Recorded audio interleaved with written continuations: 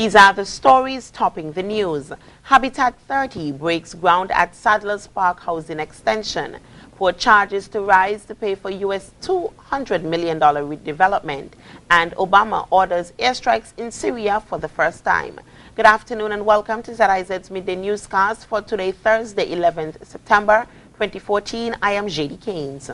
The government-funded New Habitat Independence 30 housing initiative took another step toward its goal of providing 1,000 homes to the people of the Federation with a groundbreaking ceremony at the Sadler's Park Housing Extension on Wednesday.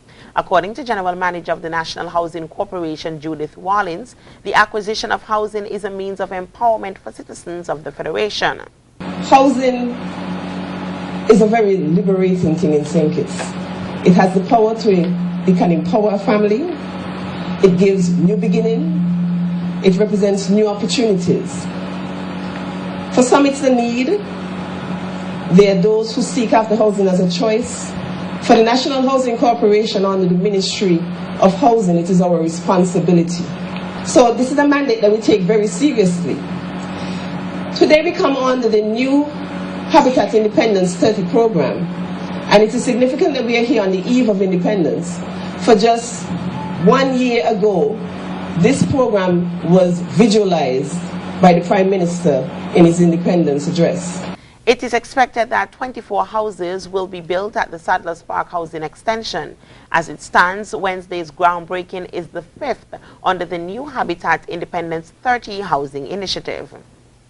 Chikungunya in St. Kitts Nevis is not escalating, rather it is moderating. So says the country's Chief Medical Officer, Dr. Patrick Martin, who spoke this week.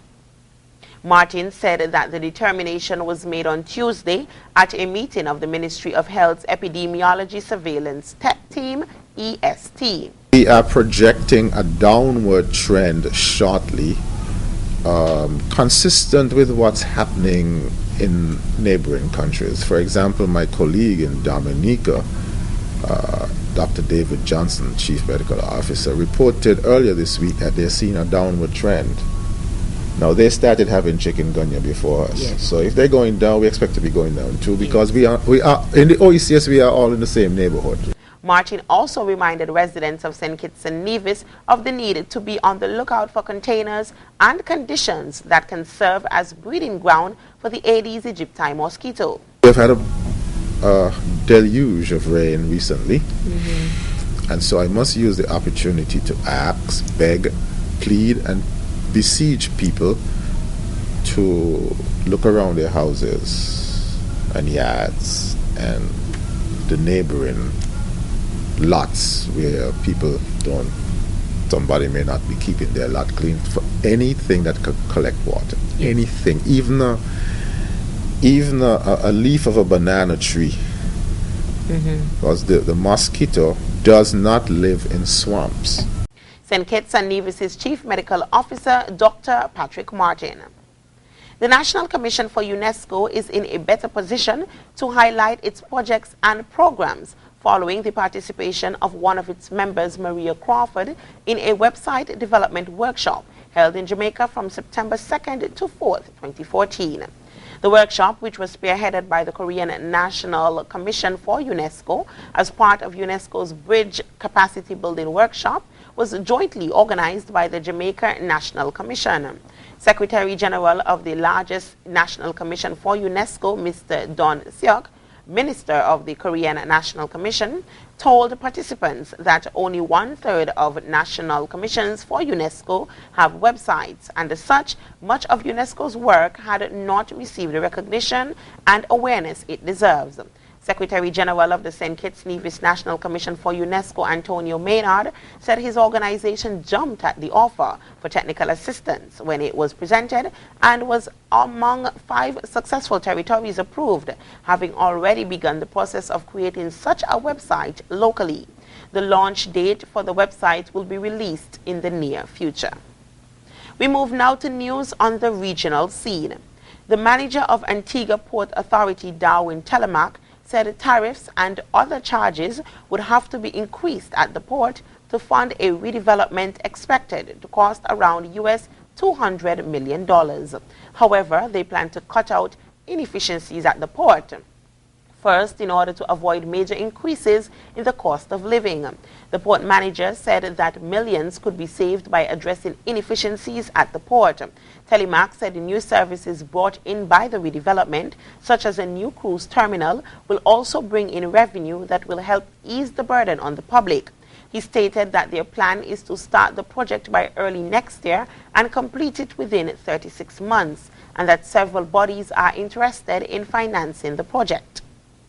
The Mental Wellness Center in St. Lucia is concerned about the sharp increase in the number of suicides on island. Therefore, they have taken the initiative to further educate the nation on suicide prevention. DBS's Don Nicholas reports from St. Lucia. Wednesday is World Suicide Prevention Day, and St. Lucia has joined the rest of the world in commemorating the event. One of the concerns at the local level is the increase in the number of suicides on the island. Between 2009 to 2012, according to officials, St. Lucia recorded 35 suicides, a figure that is much too high for the country's size as far as authorities at the Mental Wellness Center are concerned. It is World Suicide Prevention Day, and we are observing under the theme Suicide Prevention, One World Connected. We have invited a number of persons across the island to be a part of the observance, and the symposium focuses on myths about suicide and depression and suicide. Officials noted that there is a wide range of reasons why people commit suicide, but in many cases they say that persons who eventually take their own lives fail to leave a note behind explaining the reason for their actions.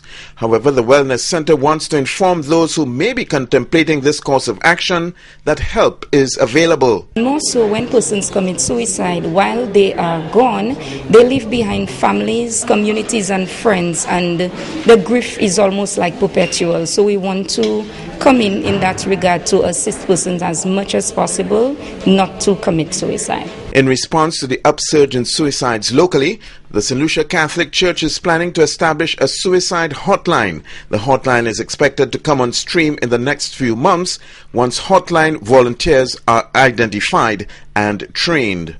For the DBS News World, I am Don Nicholas. Barbados will soon be receiving millions of dollars from an international financial institution to fund a major marketing tourism initiative. Minister of Finance Chris Sinclair announced that the arrangement with the Inter-American Development Bank, IDB, fell in line with Barbados' 2014-2018 country strategy. Here's more in this report. 3 multi-million-dollar tourism projects are about to get off the ground in Bridgetown. Finance Minister Chris Sinclair says they include the construction of 2 brand-name hotels. On the Bay Street corridor, there are likely to be 2 major hotel properties constructed in the next 3 years. And the names are big names, so there is quite a bit of competition that is going to be coming. That's why we need to get on with our efforts to increase the quality of what we have, because you're going to have fairly stiff competition coming. And I know that at least one of those intended arrangements has been closed, and we are now negotiating with the BTI to ensure that we can get that finished and start the construction as soon as the town planner gives his approval. Internationally, opening a new military front in the Middle East, President Barack Obama has authorized airstrikes inside Syria for the first time, along with expanded strikes in Iraq as part of a steady, relentless effort to root out Islamic State extremists. Robert Bumstead has the details. My fellow Americans, President Barack Obama's nationally televised address heralding a major role reversal, deepening U.S. military involvement in the volatile Middle East. this counterterrorism campaign will be waged through a steady, relentless effort to take out ISIL wherever they exist using our air power and our support for partners' forces on the ground. The president sending another 500 U.S. troops to advise and assist Iraqi security forces. That brings the total number of American forces up to more than 1,500. Responding to increasing pressure to act, Obama outlined his strategy to defeat the Islamic State group, which has overrun parts of northern Iraq and Syria. I will not hesitate to take action against ISIL in Syria as well as Iraq. This is a core principle of my presidency. If you threaten America, you will find no safe haven. What's missing? Any plans for U.S. combat troops on the ground? The new strategy, a striking shift for a president who wound down American military campaigns in the Middle East and avoided new wars. The American people have actually been out front of the president in this particular case. The latest poll numbers indicate that a vast majority of Americans actually support doing something militarily against ISIL. And because they are supporting that, I think in one respect the White House felt it was forced to act just out of purely political reasons. On the eve of the 13th anniversary of the 9/11 terror attack, U.S. officials fear that Westerners who have joined the militant group could return to their home countries and launch attacks. Officials say they're not aware of any current credible threats to the United States by the Islamic State. Robert Bumstead, Associated Press. Britain's Prime Minister David Cameron said it would break his heart if Scots vote to leave the United Kingdom. He also said that voters should not use the referendum to kick his Conservative Party, which is unpopular in Scotland. We hear more in this report. In he swept, his motorcade diving into an underground car park. The British Prime Minister was in Edinburgh not to kiss babies, but to speak to members of a leading pension fund. Some of the questions were tough, but the message was insistent. Believe us when we say we care about you deeply. I care hugely about this extraordinary country, this United Kingdom that we've built together. And that's what I want to talk about today. Because I would be heartbroken if this family of nations that we've put together and that we've done such amazing things together, if this family of nations was torn apart.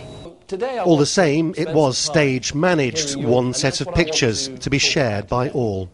Outside, the camera crews didn't have much to do but look through the windows. Discount the fact for a second that the Prime Minister's dialogue with Scotland is taking place in an office rather than out on the streets, and it's the choice of venue that's so surprising, because this is Edinburgh's financial quarter, a sort of small mirror of the City of London, which so many nationalists blame for causing so many of Scotland's problems. Just down the road at the same time, the Scottish nationalist leadership was being swamped by cameras. Lots of small children here and loyal supporters, and not only Scots either, resenting London's influence over their lives. Listen to this Londoner who's married to a Scot. There's so much money in London, it's like a drain, and the money's just continually poured in, and politicians are just completely drawn by that money, and they don't look elsewhere. It wasn't just David Cameron trying to tell the Scots that they're loved. The national leaders of the other two main parties fanned out across Scotland. Lawrence Lee, Al Jazeera, Edinburgh. And now for the weather. Today we are expected to see clear skies with winds blowing from the east at 10 to 20 miles per hour. Temperatures will reach a high of 31 degrees and a low of 26 degrees. Tomorrow will be sunny along with some patchy clouds. And that's it for ZIZ's Midday News presentation. I have been your presenter, JD Keynes. Join us this evening when we present our major news package. Have a wonderful day.